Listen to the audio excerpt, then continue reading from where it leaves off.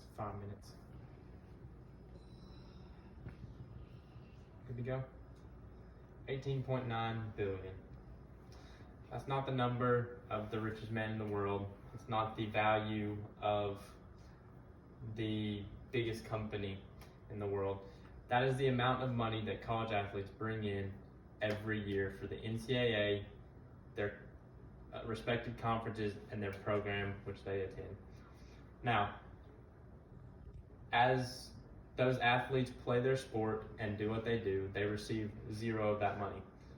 Not a grant of $500 for food, not any to help their family. None of that $18.9 billion that they bring in is received by them.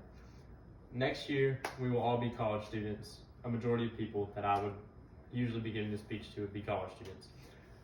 We will soon know the importance of having a job, the importance of making our own money and having that money to spend in college. These kids do not have that ability. Today, I'm going to tell you all why I believe that college athletes deserve to be paid for the amount of revenue that they bring in for their schools, conferences, and associations which they play for. My first point is that these athletes bring in huge amounts of money to their programs and etc.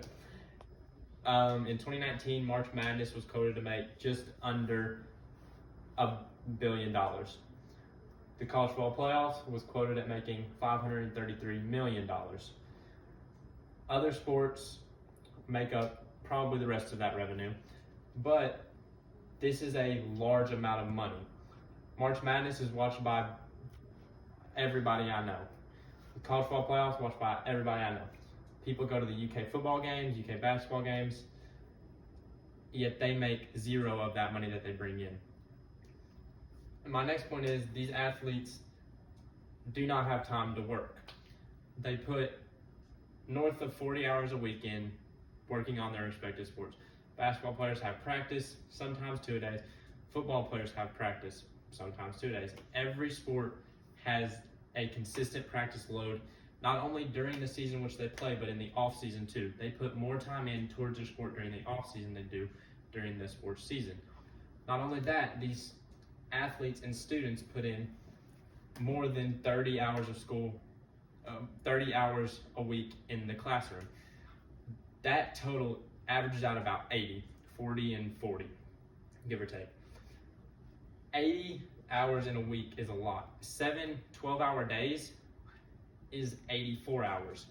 So those athletes have zero time to get out and work in a local fast food restaurant, your grocery store, anywhere, like a regular college student would.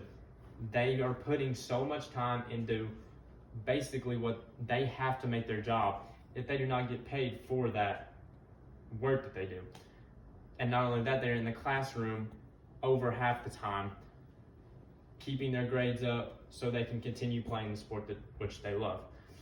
And my last point is these athletes often come from low-income families.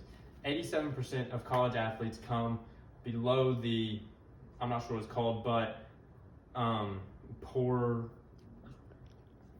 impoverished line.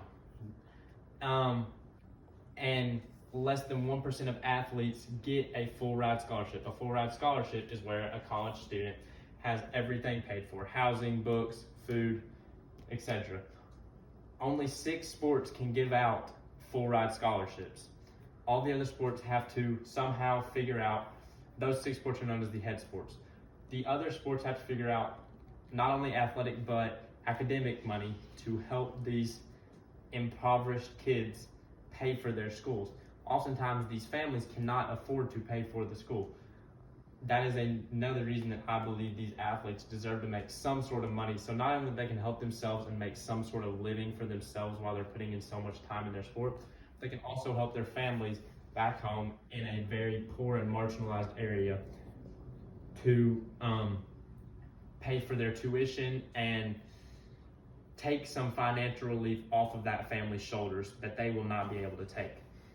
So, as I've told you, these athletes make billions with a B dollars for the different programs.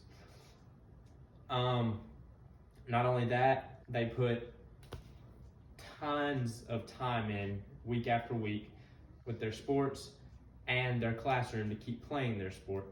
And lastly, they come from very marginalized areas. Imagine if you were the running back at Alabama or the point guard at Kentucky basketball. Would you not, the star of the show, the amount of people that know your name in the state, and not only that, but countrywide, is incredible. Yet they make $0 worth of that money that they bring in for their programs and conferences. I believe that to be a large fallacy in the NCAA system. The fact that athletes do not get to make money for their name and likeness, I believe, is a wrong, almost, essentially. And that is why I believe college athletes should be paid. If you were in their position, you would see what they face every day, and it is that they have no time to get a job. Their name and likeness is used everywhere, yet they are allowed $0 of that dollars, which is used by their name. I believe that to be wrong. So yeah, that is why I believe that college athletes should be paid. Thank you.